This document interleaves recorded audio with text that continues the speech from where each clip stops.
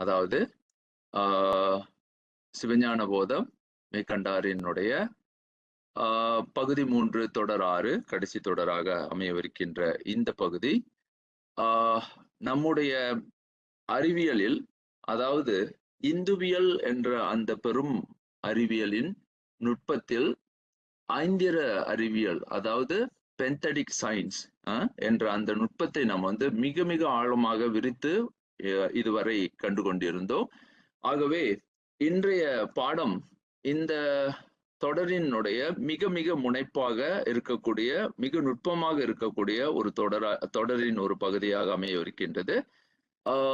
அதாவது இதுவரை மீஅண்ட கோசம், நுண்ணண்ட கோசம், மைக்ரோ கோசம், மாக்ரோ கோசம், அதாவது நுண்ணண்டத்திற்கும் மீஅண்ட கோசத்திற்கும் என்ன தொடர்புகள் உண்டு, அதனுடைய இணைப்பு பாலமாக, இணைப்பு முகவராக இருக்கக்கூடிய முகவர் யார் என்ற அந்த கேள்வியினுடைய அடிப்படையில் இன்று பாடம் வந்து அமையவிருக்கின்றது.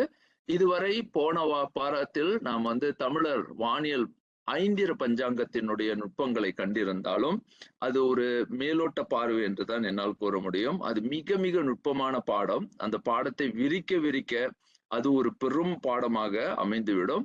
ஆகவே நான் சோதிடத்தின் உள்ளே இன்று ஒரு சிறு பகுதியை எடுத்து விரிக்கலாம் என்று இருக்கின்றேன். ஆகவே அதனுடைய விரிப்பின் அமைப்பாக இருக்கக்கூடியது மீஅண்ட கோசம் எப்படி பின்னண்ட கோசமாக, அதாவது பிண்ட கோசத்தினுடைய ஒரு ஆழத்தினுடைய விரிவாக அமைகின்றது என்பதனையும், அத்தோடு அல்லாமல் ஆகமத்தினுடைய ஒரு மிகப்பெரிய விளக்கமாக எவ்வாறு அமையவிருக்கின்றது என்பதனை பார்க்கவிருக்கின்றோம்.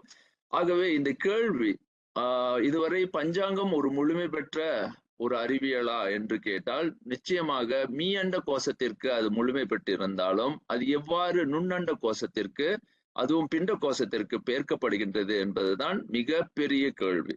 இந்த கேள்வியை வந்து எல்லோருக்கும் வந்து இருக்கக்கூடிய ஒரு கேள்வி. இது வந்து ஒரு அறிவியலா அல்லது ஒரு நம்பிக்கையா என்ற கேள்விக்கு இதுவே பதிலாக அமைகின்றது. இதற்கு வந்து தெளிவு பிறக்காத வரை அது ஒரு நம்பிக்கையே என்ற பார்வையில் தான் நம்ம வந்து அதை அணுகி பார்த்து கொண்டிருப்போம். ஆகவே இன்று அந்த பகுதியை வந்து மிக ஆழமாக எப்படி அது நுண்ணண்ட கோசத்திற்கு இணைக்கப்படுகின்றது என்ற ஒரு முழுமையான பார்வையை பார்க்க வைக்கின்றோம். ஆகவே அது இணைக்கும் முகவர் யார் என்ற அந்த கேள்விக்கு போன முறை நாம் வந்து பார்க்கும் ஒரு விடையாக, அதற்கு முன்பாக போன முறை பார்த்த அந்த பாடத்தினுடைய விளக்கத்தில் நாம் மிகவும் முக்கியமாக காணவிருக்க வேண்டிய, அதாவது பார்க்க வேண்டிய ஒரு பகுதி என்னவென்றால், அதனுடைய போன பாடத்தினுடைய விளக்கமாக அமையக்கூடியது தமிழர் வானியல் ஐந்திர பஞ்சாங்கம் என்பது என்ன என்பதனை மிக மிக சுருங்க, என்னை பொறுத்த மட்டிலும் அது ஒரு மிக சுருக்கமான விரிவுதான் என்று சொல்ல வேண்டும். அது விரிக்கப்படாது ஓரளவுக்கு அதை வந்து விளக்கி அதை முடித்தேன். இருப்பினும் இன்றைய பாடத்தில் அதனுடைய ஒரு சிறு அங்கத்தினை மட்டும் விளக்கிவிட்டு இன்றைக்கு நம்மளுடைய பாடத்தினுடைய முக்கியமான அறிவியல் பாடத்திற்கு நாம் நுழையவிருக்கின்றோம். ஆகவே இதை பார்த்தோமானால் இங்க பார்க்கும்போது போன முறை வந்து தமிழர் வானியல் ஐந்திர பஞ்சாங்கம் என்பது என்ன என்பதனை பார்த்தோம். அது வாரம், திதி, நட்சத்திரம், யோகம் அல்லது ஓகம் அல்லது மற்றொன்று கரணம் என்ற 5 பகுதிகளை, ஆகவே இது வந்து அதனாலதான் 5 திறம் உடையது. திறமைகள் மட்டுமல்ல, அது திறம், திரட்சிகளினுடைய ஒட்டுமொத்த விளக்கமாக அது அமைகின்றது.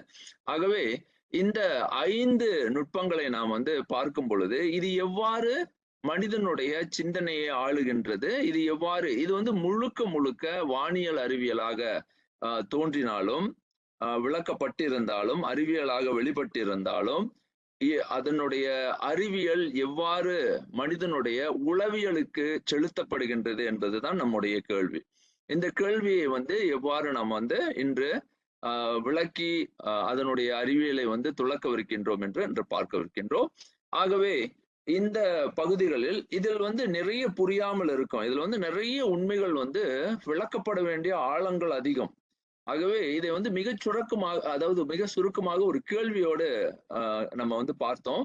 போன வாரம் வந்து வாரம், திதி, நட்சத்திரம், யோகம், கரணம் என்பதனை இந்த 5 அங்கங்களினுடைய விளக்கங்களையும் அதனுடைய பிரிவுகள் எவ்வாறு விளங்குகின்றன, எவ்வாறு கணிக்கப்படுகின்றன என்பதனை பார்த்தோம். கேள்வி என்னவென்றால், ஏன் ஒரு புலப்படாத காலத்தை பொருள் நிகழ்வில் அறிகிறோம்? இதுதான் கேள்வி.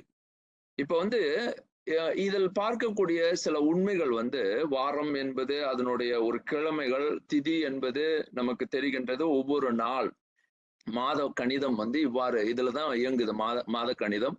நட்சத்திரங்கள் அதனுடைய இயக்கம் எவ்வாறு நம்முடைய வாழ்க்கையில் அது இயங்குகின்றது. யோகம், கரணங்கள் எப்படி நம்மை ஆளுகின்றன அப்படின்ற அந்த சிந்தனை நம்முள்ளே இருந்தாலும் இதற்கு தெளிவு காணப்பட வேண்டும் என்பதுதான் நம்மளுடைய உள்நோக்கம்.